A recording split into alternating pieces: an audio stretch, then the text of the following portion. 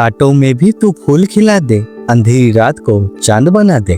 बाबा तेरी कृपा जो हो जाए तो तकदीर भी अपना सिर झुका दे। सेवक धर्म के यूट्यूब चैनल में आप सभी का हार्दिक स्वागत है। आज के इस वीडियो में हम गहराई से समझेंगे कि मानव धर्म में महान त्यागी बाबा जमदेव जी ने सेवकों को 12 साल के शुद्धिकरण का त्याग क्यों दिया है और सेवकों को इसे किस तरह निभाना चाहिए।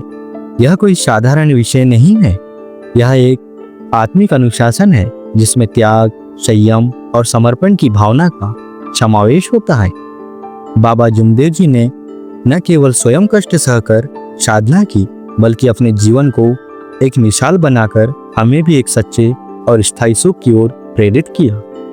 बाबा जमदेव जी ने अपने जीवन में बहुत कष्ट उठाए, कठिन तपस्या की और परमात्मा की कृपा से अपने और दूसरों के दुख दूर किए। उन्होंने कभी किसी से पैसा नहीं लिया, न कोई स्वार्थ रखा, बस इंसानियत के लिए निस्वार्थ सेवा करते रहे।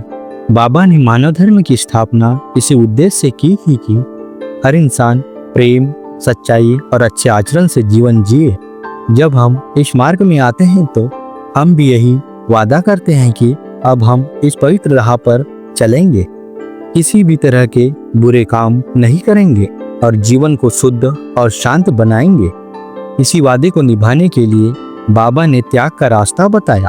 लेकिन जब हम त्याग करते हैं और समय बीतता है, 12 साल एक लंबा समय होता है, तो हमसे कुछ न कुछ भूलें हो जाती है। कभी गुस्से में कुछ गलत बोल देते हैं, कभी अपने कर्मों से किसी को दुख पहुंचा देते हैं, कभी अहंकार आ जाता है तो कभी मोह माया में फंस जाते हैं।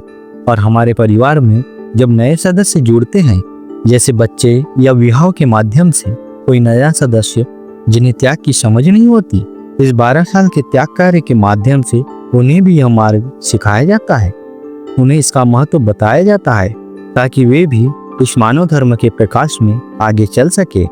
इसीलिए यह त्याग केवल स्वयं के लिए नहीं, बल्कि पूरे परिवार और भावी पीढ़ियों के लिए भी अत्यंत आवश्यक है। इन्हीं सब कारणों से बाबा ने कहा कि हर 12 साल में एक बार त्याग दोबारा किया जाए, ताकि हम अपने जीवन में फिर से शुद्धता ला सके। यह त्याग 41 दिन का होता है, यानी 41 दिन तक हमें नियम पूर्वक चलना है, जैसे हमने पहली बार त्याग करते समय किया था। इन दिनों में हमें अपने विचारों, शब्दों और व्यवहार और आचरण का पूरा नियंत्रण रखना होता है। यह त्याग एक तरह से आत्मा की सफाई है। जैसे तन की सफाई के लिए हम नहाते हैं, वैसी आत्मा को भी समय समय पर शुद्ध करना जरूरी होता है। और यही त्याग उस शुद्धिकरण का तरीका है। यह कोई साधारण बात नहीं है। परिवार में रहकर कामकाज करते हुए संयम और अनुशासन बनाए रखना थोड़ा मुश्किल जरूर है, लेकिन अगर हम सच्चे मन से प्रयास करें तो यह भी संभव है।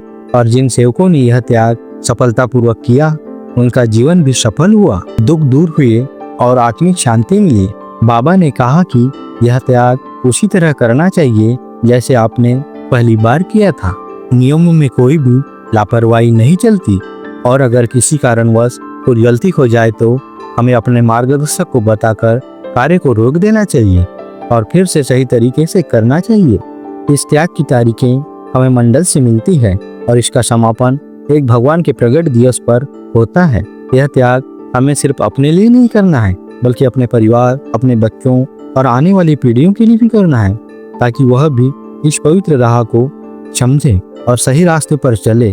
तो साथियों, हमें चाहिए कि हम सभी सेवक इस 12 साल के शुद्धिकरण के त्याग को पूरी निष्ठा, श्रद्धा और अनुशासन के साथ करें। यह त्याग हमें फिर से अपने लक्ष्य की याद दिलाता है। एक भगवान, एक रास्ता, एक जीवन। अगर हम ऐसा करते हैं तो निश्चित ही हमारे दुख दूर होंगे, घर में सुख शांति बनी रहेगी और हमारा आत्मबल भी बढ़ेगा। उम्मीद करता हूँ कि आपको आज की यह बात समझ में आई होगी और आप इसका महत्व भी महसूस कर पाए होंगे।